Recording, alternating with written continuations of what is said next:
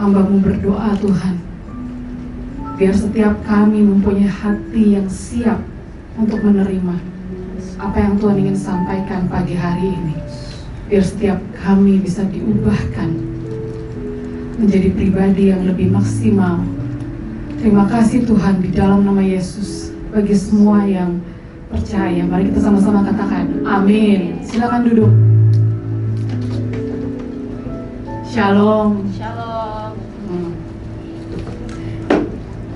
Selamat Hari Kebangkitan. Happy Resurrection Day. Bisa ngomong ke kiri kanannya, selamat Hari Kebangkitan. Ya, selamat Hari Kebangkitan ya. Tuhan Yesus bangkit. Oke. Senang sekali Minggu Paskah ini kita bisa berkumpul bersama pagi ini. Hari ini adalah hari yang penting bagi kita semua umat Kristen dan bagi karena kita sudah lewati Holy Week ya. Dari minggu lalu kita lewati Minggu Palem dan kemudian kita adakan malam perjamuan kudus. Kita makan roti, kita memperingati Jumat Agung dan akhirnya sampai hari ini kita sampai memperingati Tuhan Yesus mati dan hari ketiga Dia bangkit. Jadi kalau saudara masih belum tahu sebenarnya Paskah itu kita memperingati apa sih? Kita katakan Paskah itu adalah satu dari 3 peringatan yang harus kita peringati setiap tahun, gitu ya. Jadi sebenarnya bukan Natal ya, Natal bahkan nggak masuk dalam ketiga itu, tapi Paskah itu adalah salah satu peringatan yang penting bagi Tuhan dan bagi kita. Bangsa Yahudi pun sudah memperingati Paskah itu udah selama 2000 tahun lamanya sampai sekarang. Dan Paskah pertama kita tahu adalah pada waktu Musa lagi mau membebaskan bangsa Israel dari perbudakan. Nah, ini Paskah pertama. Jadi untuk menghindari tulah, sakit penyakit, malaikat maut, mereka harus menyembelih domba. Habis sembelih domba, kemudian darahnya harus ditempelkan di ambang pintu kiri kanan dan di tengah. Kemudian kita lihat di dalam ada satu keluarga. Jadi satu keluarga itu satu domba disembelih. Udah gitu mereka makan bersama di dalam. Padahal di luar malaikat maut itu lewat dan akhirnya mereka dilewati. Makanya dibilang Passover, dilewati dari bahaya. Dan bagi kita yang makanya di dalam Paskah itu dibilang bahasa Ibrani-nya tuh Pesak. Pesak itu Passover dilewati. Yang artinya kalau dalam terjemahan lainnya adalah to protect. Jadi Paskah mempunyai satu arti yang khusus bagi keluarga yang di dalam Tuhan. Dan kita percaya pada saat kita merayakan Paskah, kita diingatkan kembali bahwa kita dan seisi keluarga akan selamat. Sekarang bagi kita yang percaya oleh darah domba, darah Kristus, kita dan seisi keluarga kita akan dijauhkan dari yang jahat. Dan kita percaya pada saat kita merayakan Paskah, semua kutuk-kutuk sudah dipatahkan. Dan Tuhan akan melindungi kita dan seisi keluarga kita. Amin. Jadi kisah yang tadinya, kisah Paskah pertama itu yaitu pada waktu Musa menyembelih domba. Dan Paskah berikutnya di perjanjian baru adalah pada waktu Tuhan Yesus bersama dengan murid-murid yang merayakan Paskah. Ternyata anak domba Paskahnya itu adalah Tuhan Yesus. Yang tadinya anak domba diganti sama Tuhan Yesus. Dan kisah Paskah itu pada saat seperti Tuhan Yesus dengan murid-muridnya, mereka di perjamuan seder, kalau bangsa Yahudi bilangnya perjamuan seder, mereka makan bersama. Dan pada saat mereka makan, mereka akan ceritakan dari generasi ke generasi. Mereka akan ceritakan bahwa kamu ingat pada waktu Paskah ini Tuhan membebaskan kita dari tulah, dari sakit penyakit, dari bahaya, dari malaikat maut, sehingga kita seisi keluarga itu bisa diselamatkan. Dan kisah ini dari generasi ke generasi itu diceritakan terus menerus di dalam perjamuan terakhir itu. Dan kemudian pada saat di perjanjian baru, pada saat Yesus juga merayakan Passover, ternyata anak domba Paskahnya adalah Yesus itu sendiri. Kenapa? Yesus menggantikan semua dosa kita. Dia harus mati di kayu salib, sehingga kita yang tadinya begitu banyak dosa, kita ini milik setan, kita jadinya milik Tuhan. Hari ini cuma ada, kita baca sama-sama ayat 1 Petrus 1 ayat 3-4, 2-3.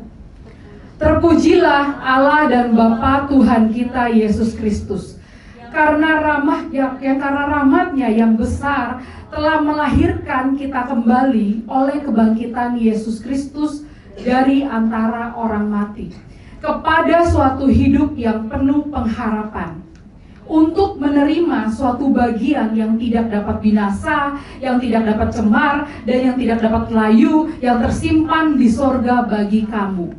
Hari ini saya akan bahas arti kebangkitan Yesus bagi kita.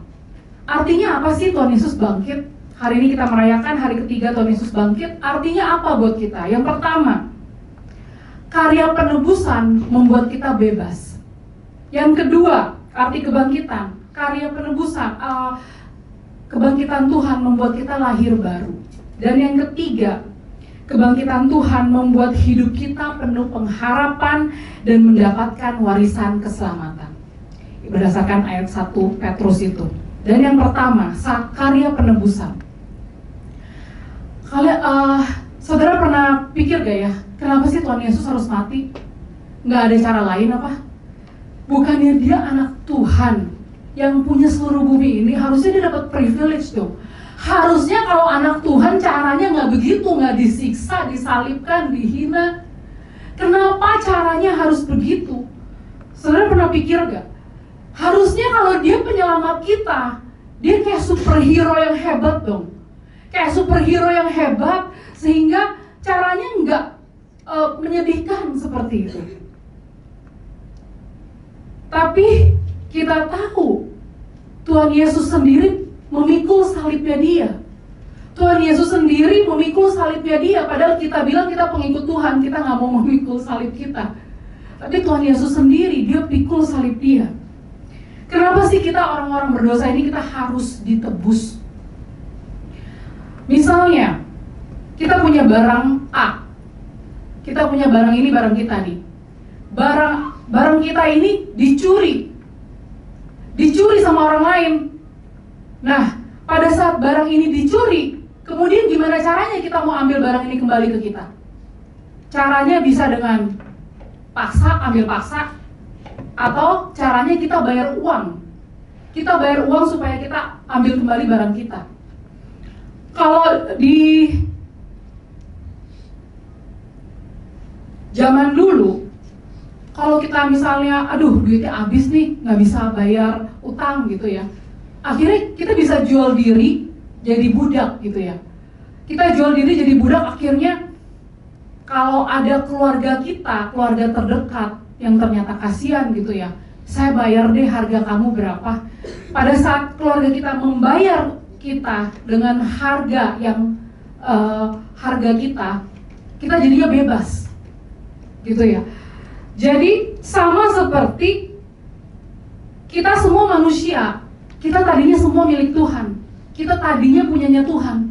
Tapi karena manusia tergoda oleh iblis, kita jatuh dalam dosa, kita kena temptation, karena mungkin ada kutuk keturunan yang mencari uang ke Gunung Kawi atau kemana, sampai akhirnya kita kena kutuk keturunan. Akhirnya kita jadinya milik setan. Dan Tuhan mau kita yang tadinya milik Tuhan kembali lagi jadi miliknya Tuhan. Satu-satunya cara harus ditebus dengan darah. Karena Tuhan sudah bikin sistem bahwa zaman dulu kalau kita buat salah, kita ngapain? Kita kasih korban ya. Kita kasih sembelih daging, sembelih kambing. Kalau ada uang, kita bawa ke bait Allah, kita kasih ke imam. kita kasih untuk dosa kita diampuni. Tapi ternyata tahun ke tahun manusia lakukan dosa begitu banyak, dan cengkraman iblis begitu banyak, begitu dalam atas manusia, sehingga korban yang tadinya pakai binatang itu sudah nggak bisa lagi.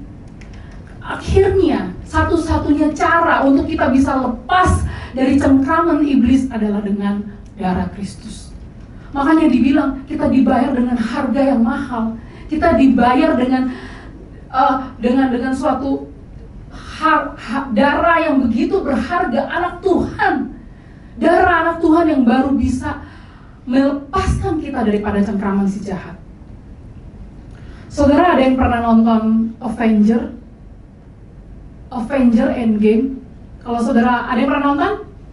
Ada ya, beberapa nonton Endgame. Jadi di film itu kita tahu bahwa dunia sudah hancur, manusia udah banyak yang meninggal, dunia udah berantakan, dan satu persatu para superhero-nya itu mulai kalah sama yang namanya Thanos. Thanosnya kuat sekali, dicetik aja, wah langsung berubah dunia. Jadi karena Thanos begitu kuat, satu persatu superhero-nya udah mati nih, pahlawan-pahlawannya udah mati. Akhirnya gimana? Iron Man dia dengan berpikir bahwa wah, satu-satunya cara saya cuma bisa kalau saya ambil Infinity Stone-nya si Thanos nih. Kalau saya ambil batunya, saya akan balikin lagi keadaan sebelum ada Thanos, sebelum ada arminya Thanos, sehingga kita semua bisa hidup. Dan akhirnya si Iron Man, Tony Stark di sini, dia berkorban, dia sacrifice diri dia. Karena pada saat dia mau membalikan keadaan, dia ambil Thanos punya Infinity Stone, yang terjadi adalah dia kena sinar gamma. Ceritanya, itu film ya. Ceritanya kena sinar gamma dan akhirnya dia meninggal. Superhero yang tadinya salah satu yang paling hebat meninggal. Sama seperti Yesus di karya penebusan. Kenapa dibilang karya penebusan? Karena Tuhan Yesus, dia korbankan diri dia di kayu salib supaya kita bisa hidup. Supaya kita tadi hubungannya udah terputus, udah terpisah sama Tuhan. Kalau sudah terpisah, berarti berkat yang tadinya kelimpahan yang harusnya Tuhan udah kasih manusia, itu menjadi terputus karena udah terpisah sama Tuhan. Tapi karena Yesus mati di kayu salib bagi kita, hubungan kita jadi dikembalikan, dipulihkan lagi sama Tuhan. Dan hidup kita yang tadinya dirancang Tuhan penuh dengan kelimpahan, itu dikembalikan lagi ke kita. Yesus, ada kata Yesus bangkit dari antara orang mati. Jadi Yesus, dia mati, kemudian hari ketiga baru bangkit. Apapun situasi kita saat ini yang rasanya mati, apakah hubungan kita rasanya sudah mati, udah rusak, atau ada usaha pekerjaan kita kayaknya stuck, rasanya mati, atau mungkin ada mimpi-mimpi kita yang tadinya kita berdoa dengan sungguh-sungguh tapi kita berasa kayaknya udah mati. Ini saatnya untuk bangkit. Karena Tuhan Yesus bisa membangkitkan yang mati jadi hidup. Di hari waktu Tuhan Yesus meninggal, semua murid Yesus pada hari kedua, rasanya semua harapan udah terkubur, ikut sama Tuhan mati terkubur. Kayaknya udah no hope, hopeless banget. Semua yang diharapkan dari seorang Tuhan yang untuk menyelamatkan terkubur. Kayaknya udah gak ada harapan. Mereka rasanya masa depan begitu gelap. Dan akhirnya mereka ngapain? Mereka mengunci diri di dalam kamar karena mereka juga takut ditangkap. Mungkin saat ini kita ada yang merasa bahwa saat ini hidup saya kayaknya gelap, gak ada pengharapan. Tapi kita harus tahu Tuhan itu gak tidur. Kita harus tahu bahkan pada saat Tuhan meninggal aja, dia itu lagi bekerja dalam segala sesuatu untuk mendatangkan kebaikan. Walaupun kita nggak kelihatan, kita lihat situasi nggak berubah, tapi sebenarnya Tuhan sedang bekerja. Dikatakan Yesus bangkit dari antara orang mati. Di terjemahan lain, kita tahu bahwa Tuhan Yesus itu maksudnya apa sih bangkit dari antara orang mati? Maksudnya ini Tuhan Yesus itu dia turun ke dunia orang mati. Turun ke dunia orang mati untuk menyatakan bahwa dia bisa kalahkan maut. Karena kalau kita manusia, kita nggak bisa lepas dari maut. Kita nggak bisa lepas dari yang namanya kematian. Tapi Tuhan Yesus buktikan bahwa dia bisa kalahkan maut. Karena dia bisa hidup kembali. Dan dia kalahkan maut, berarti dia berkuasa atas kerajaan maut. Ada satu ayat di Wahyu 1 ayat 18 katakan, akulah dia yang hidup, aku telah mati, namun lihatlah aku hidup sampai selama-lamanya. Dan aku memegang segala kunci maut dan kerajaan maut. Jadi ada dua ya. Tuhan Yesus katakan aku memegang kunci maut, kunci kerajaan maut. Emang bedanya apa sih? Saudara pernah pikir gak? What happens when I die? Apa yang terjadi sih kalau kita meninggal? Mungkin kebanyakan kita pikir kita langsung check in ke surga. Kita maunya begitu ya. Tapi ternyata nggak seperti itu. Karena Alkitab katakan bahwa ada maut. Maut itu artinya apa? Neraka. Dan ada kerajaan maut. Kerajaan maut itu artinya apa? Kerajaan maut itu adalah tempat persinggahan di mana pada saat seseorang meninggal. Jadi sebelum seseorang itu ditempatkan dia masuk surga, masuk neraka, ada satu tempat persinggahan, itu namanya kerajaan maut.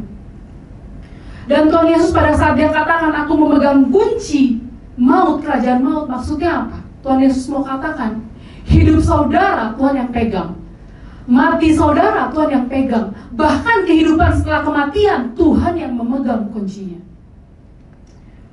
Jadi kita harus tahu kenapa ini penting, karena banyak orang begitu fokus pada hidup di dunia ini. Mereka nggak tahu hidup setelah kematian itu apa. Kita harus tahu sebagai orang Kristen, kalau kita masuk setelah kita meninggal, kita masuk surga, berarti surga itu selamanya, selama-lamanya. Kalau kita hitungannya katanya kalau di bumi kalau kuat 70-80 tahun, tapi kalau kehidupan selama-lamanya itu selamanya, nggak ada putus-putus ya. Apakah 1000 tahun, 2000 tahun, selama-lamanya. Dan kalau kita masuk neraka, berarti itu kehidupan neraka selama-lamanya. Dan bahkan banyak dari kita terlalu berfokus di dunia sehingga kita nggak, ayat ini mengingatkan kita bahwa ada kehidupan setelah kita meninggal. Jadi kita harus pastikan kita masuk kemana ya. Jadi kalau misalnya saudara sudah dipanggil Tuhan, percuma ya, misalnya saudara punya bank account rahasia di Swiss gitu ya, nggak ada yang tahu. Tapi ternyata tiba-tiba saudara dipanggil Tuhan, wah itu udah nggak bisa ditransfer itu ke surga, nggak bisa. Kalau saudara punya banyak, saudara koleksi banyak barang-barang limited, koleksi banyak barang-barang yang collector's item, barang-barang yang saudara benar-benar suka, saudara simpen. Tapi pada saat saudara meninggal, itu semua nggak ada yang bisa dibawa, nggak ada yang bisa dibawa. Jadi kita langsung dibawa ke dunia kerajaan maut. Kerajaan maut adalah persinggahan yang menentukan yang hidup kita di dunia, menentukan kita akan masuk kemana. Jadi kita harusnya bergiat-giat di dalam dunia ini untuk memastikan kita masuk dalam kerajaan sorga, bukan di maut. Jadi Yesus pada waktu mati, dia turun ke bawah, maksudnya kemana? Ada beberapa orang bilang dia turun ke neraka, sebenarnya bukan. Dia turun ke kerajaan maut. Kenapa? Karena kerajaan maut itu yang menentukan setelah dia dihakimi itu masuk mana. Jadi Tuhan Yesus turun ke kerajaan maut dan dia ambil kuncinya gitu ya. Karena ternyata pada saat kita meninggal, kita maunya langsung check in ke surga, kamar, apartemen nomor berapa gitu ya. Tapi ternyata nggak seperti itu. Ternyata ada kerajaan maut yang menentukan. Jadi bergiat-giatlah kita hidup di bumi untuk memastikan kita masuk dalam kerajaan surga. Kalau selama kita hidup, dikatakan kalau kita percaya Tuhan, dan kita menjalankan hidup kita sesuai dengan purpose Tuhan. Kita diciptakan untuk apa? Dengan kasih karunia Tuhan. Kita akan masuk surga, tapi bukan dengan kerja keras, bukan dengan usaha kita gitu ya. Dan yang poin yang kedua, kebangkitan Tuhan itu membuat kita lahir baru. Jadi karena Yesus bangkit, kita lahir kembali. Maksudnya apa ya? Lahir baru. Udah gede begini gitu ya, masa lahir lagi? Lahir baru ini bicara soal spiritual kita, kerohanian kita. Jadi kebangkitan Yesus memberikan kita identitas yang baru sebagai anak Tuhan. Kalau kita sudah terima Tuhan sebagai juru selamat, kita dibaptis, berarti kita pasti kita mau hidup kita tuh sesuai dengan pimpinan Roh Kudus. Kenapa sih Yesus harus mati buat dosa kita? Kenapa sih Tuhan Yesus harus sampai mati? Karena memang kalau saudara tahu, nggak gampang lepas dari cengkraman iblis. Kalau saudara di sini ada beberapa yang mungkin sadar, pernah tahu di masa lalu saudara pernah kena masuk dalam cengkraman iblis, susah untuk saudara lepas. Ada yang sadar dan tidak sadar berada dalam cengkraman iblis. Kalau saudara tahu Pastor Derek Prince itu salah satu preacher yang luar biasa dahsyat. Dia kesaksian waktu dia khotbah, dia bilang seperti ini. Waktu dulu saya ini buat terima Yesus susah sekali. Saya cuma melihat Yesus itu guru yang hebat. Dia bilang saya tahu dia guru yang hebat, tapi saya nggak percaya dia itu Mesias.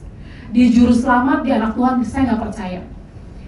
Dan pada akhirnya, pada waktu itu Derek Prince itu dia lama tinggal di India ya, karena keluarganya di India. Dia bilang dia tuh mendalami sangat dalam, dia paling suka yoga.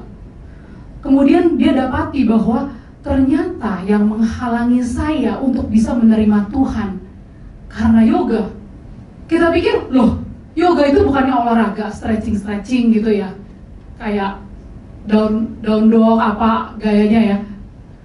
Tapi ternyata ada roh di dalam yoga yang membuat dia nggak akan bisa percaya Tuhan. Tapi pada saat dia lepas dari yoga, dia baru bisa terima Tuhan. Lucu ya? Jadi kita dalam hidup ini, kita suka nggak sadar ada hal yang mencengkram kita, yang membuat kita tuh nggak bisa benar-benar ikut Tuhan. Saya pernah lihat di acara dokumenter di film BBC di India itu, ternyata mereka tuh percaya begitu banyak dewa. Jadi mereka bangun semua dewa yang mereka percaya, mereka bangun altarnya. Ada dewa kesuburan, ada dewa untuk sukses, untuk biar cuan gitu ya. Jadi banyak dewa-dewanya. Dan di depan altarnya itu mereka biasa melakukan pose-posenya gitu ya.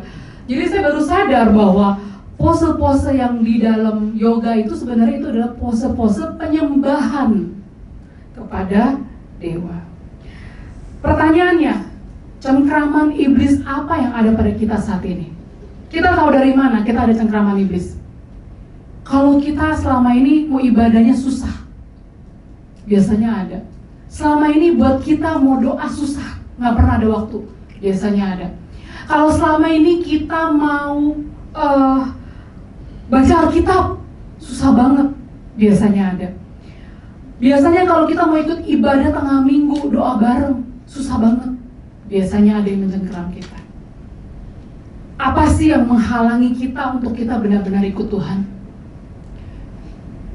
Apakah cuma karena males? Apakah rasa nggak percaya? Apakah ada hal-hal lain yang buat kita itu lebih penting daripada Tuhan? Mungkin kita lebih pentingin jadwal schedule olahraga kita, kita lebih pentingin hobi kita, pekerjaan kita, bisnis kita. Hal-hal lain yang kita anggap lebih penting daripada Tuhan. Hati-hati, itu bisa mencengkeram kita. Kita harusnya sudah bebas.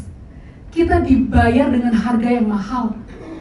Tapi kenapa sih kita masih bisa masuk dalam jebakan iblis?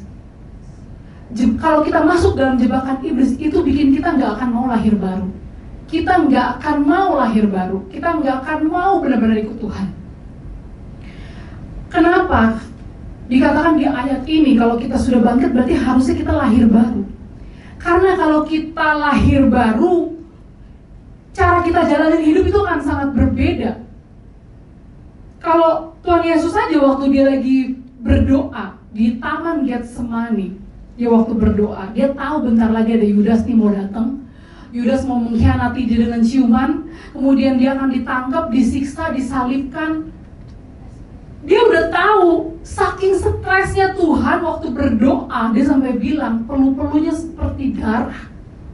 Bahkan dibilang waktu dia doa, dia bilang, Tuhan, Bapa, biar cawan ini lalu daripadaku, tapi jangan seperti yang ku kehendaki, tapi seperti yang kau kehendaki.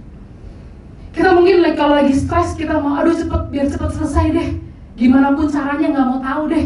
Tuhan biar dia yang sengsara, jangan saya yang sengsara. Pokoknya saya mau cepat selesai. Tapi kalau kita sudah lahir baru, dalam hati kita pasti bilang, Tuhan, jadilah sesuai dengan kehendak-Mu, bukan kehendak-Ku. Karena apa yang kita mau, pastinya belum tentu apa yang Tuhan mau. Kalau kita lagi ngalamin masalah, kita lagi stres, kita bawa kepada Tuhan, tapi kita bilang, Tuhan, saya nggak tahu, saya nggak ngerti harus bagaimana di situasi ini. Tolong saya, jadilah sesuai apa yang kau mau, bukan yang ku mau. Karena Tuhan tahu apa yang terbaik buat kita. Kalau kita udah lahir baru, kita itu pasti punya kerinduan mau cari Tuhan. Kalau kita lahir baru, kita pasti punya kerinduan untuk berkumpul bersama-sama dengan orang seiman.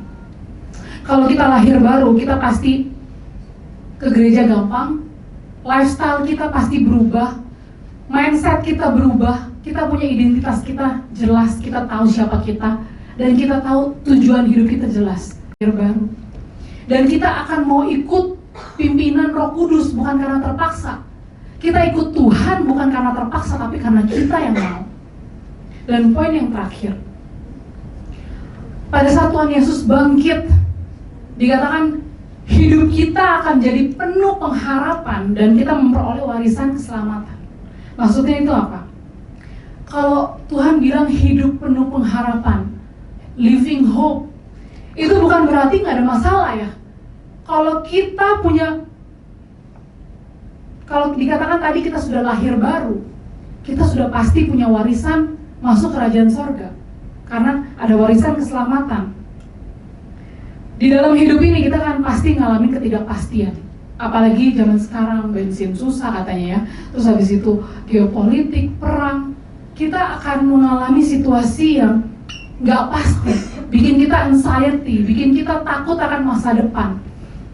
Tapi kalau kita punya pengharapan kepada Tuhan, itu seperti kita punya anchor, kita punya sauh yang kuat. Seperti pada saat di dalam kapal, kalau kita punya anchor yang kuat yaitu Tuhan Yesus, badai apapun yang kita hadapi dalam hidup, kita gak akan tenggelam karena kita bersama Yesus. Tapi kalau saudara, pengharapan saudara itu dari apa yang ada di dunia, kapal saudara mungkin bisa tenggelam karena tidak ada kepastian. Jadi pengharapan yang Tuhan Yesus tawarkan itu nggak bisa diukur sama materi.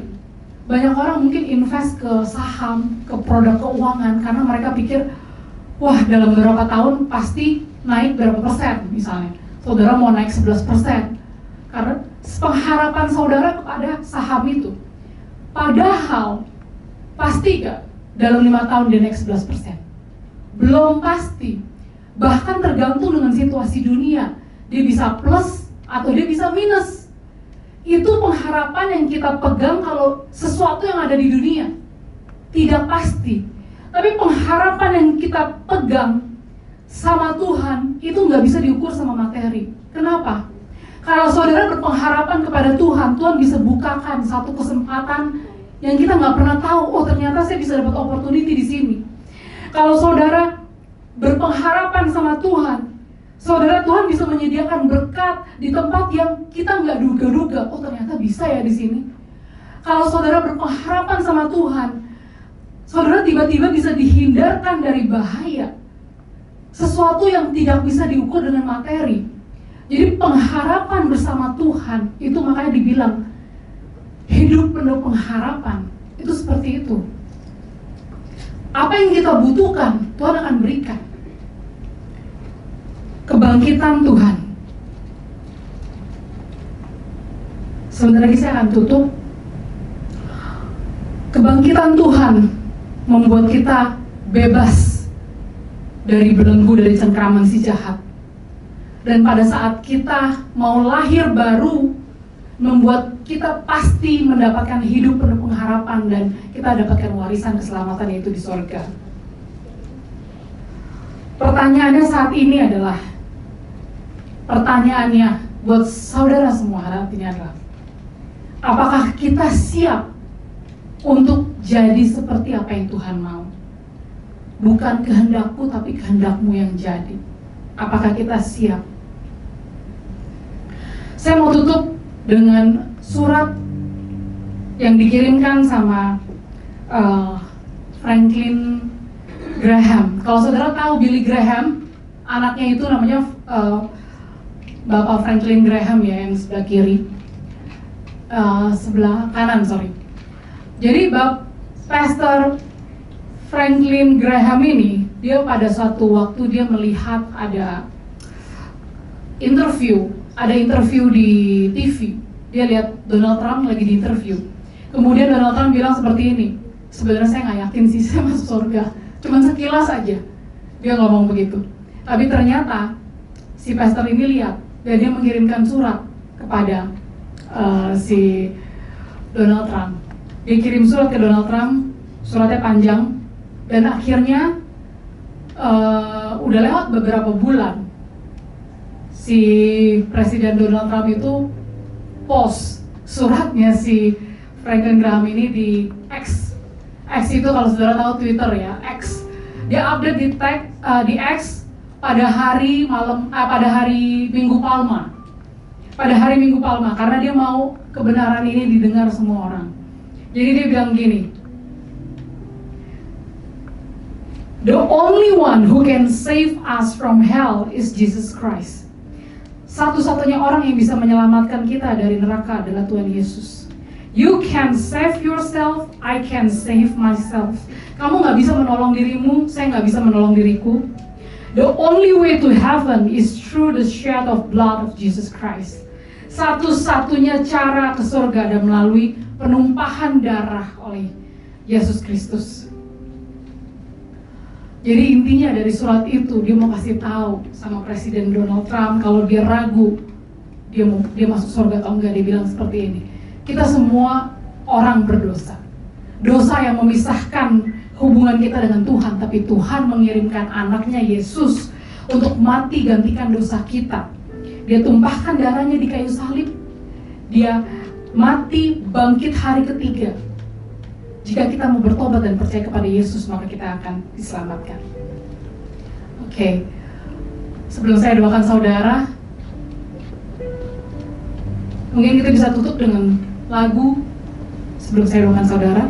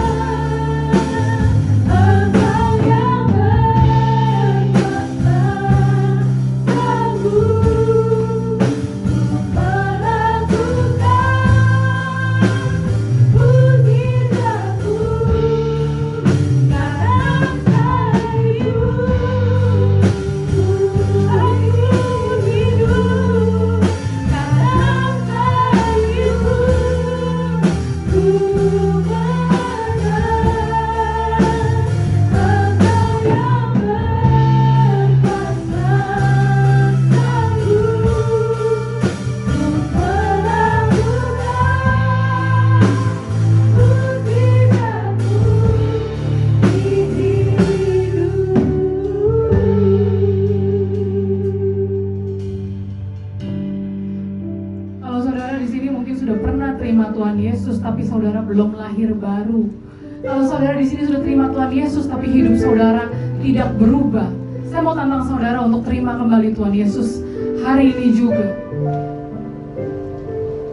Kalau saudara bilang, saya mau hubungan saya kembali dibalikan kembali dengan Tuhan. Kalau itu saudara orang yang saya mau mendoakan buat saudara.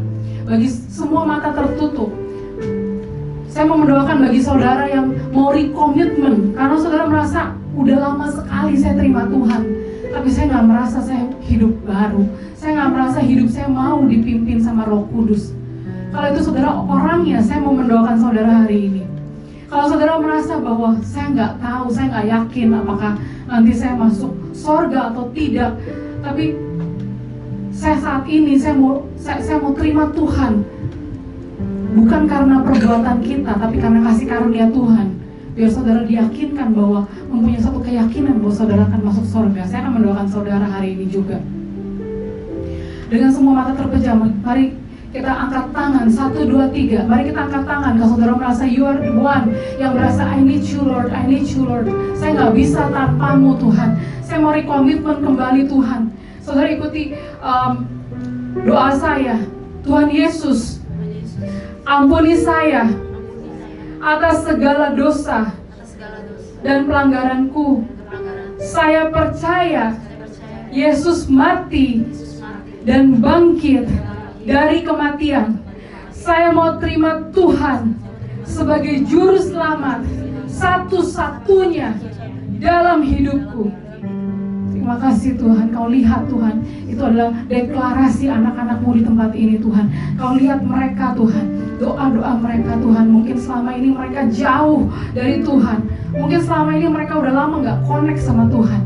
Tapi hari ini Tuhan, Kau lihat setiap tangan yang terangkat Tuhan. Mereka katakan, Tuhan, aku ingin rekomitmen kembali. Aku ingin kembali kepada jalan-jalan Tuhan. Aku ingin mengikuti Roh Kudus. Kemana Roh Kudus pergi, aku mau pergi. Kemana Tuhan arahkan aku pergi, aku mau pergi. Tuhan katakan bahwa percayakah kau pada saat kau memilih jalan-jalan ini, maka kelimpahan akan terjadi dalam hidupmu. Maka Tuhan katakan bahwa saat ini juga, pada saat kau mengaku percaya, kau mau dituntun oleh Roh Tuhan, maka kau akan melihat Tuhan akan bukakan jalan-jalan di tempat yang kau nggak pernah sangka-sangka. Mungkin saat ini hamba-Mu berdoa Tuhan kepada anak-anak-Mu Tuhan, yang mereka merasa bahwa mereka nggak ada jalan. Biar Tuhan bukakan pintu-pintu kesempatan, Tuhan bukakan pintu-pintu berkat turun atas kehidupan mereka. Hamba-Mu berdoa Tuhan, mungkin saat ini ada anak-anak-Mu yang merasa, Tuhan, I'm not sure if I'm going to heaven or hell. Aku nggak yakin kalau aku akan masuk kemana Tuhan. Tapi biar Roh Kudus yang memimpin anak-anak-Mu saat ini menerima kasih karunia Tuhan, untuk mereka bisa menjalankan hidupnya dengan percaya dan penuh confidence bahwa saya akan masuk surga karena saya terima Tuhan dan saya mau hidup dalam pimpinan Roh Kudus. Terima kasih Tuhan, terima kasih Yesus, terima kasih Tuhan. Hamba-Mu berdoa Tuhan untuk setiap anak-anak-Mu di tempat ini Tuhan. Hamba-Mu berdoa Tuhan, biar ada kuasa kebangkitan Tuhan, membangkitkan segala hal yang mati. Apakah doa yang sudah mati, apakah suatu pengharapan yang sudah mati Tuhan, biar dibangkitkan kembali di dalam nama Yesus. Turun atas setiap anak-anak-Mu di tempat ini Tuhan. Dan biar segala hal yang tampaknya sudah gelap, biar Tuhan bangkitkan kembali menjadi hidup. Dan hamba-Mu percaya Tuhan, dalam segala area Tuhan yang mereka hadapi, struggle yang mereka hadapi, Tuhan bangkitkan kembali setiap area yang mati, Tuhan hidupkan kembali. Terima kasih Tuhan, kami mau terima Tuhan berkat Paskah di hari ini Tuhan. Untuk kami percaya Tuhan, kami kau mati bangkit di hari ketiga, sehingga apapun yang kami kerjakan saat ini adalah hidup yang baru. Kami mau terima satu identitas anak Tuhan yang baru. Kami mau terima warisan yang dari Tuhan, warisan keselamatan yang pasti. Terima kasih Tuhan, terima kasih Yesus. Bagi semua yang sudah percaya dan menerimanya, mari kita sama-sama katakan amin.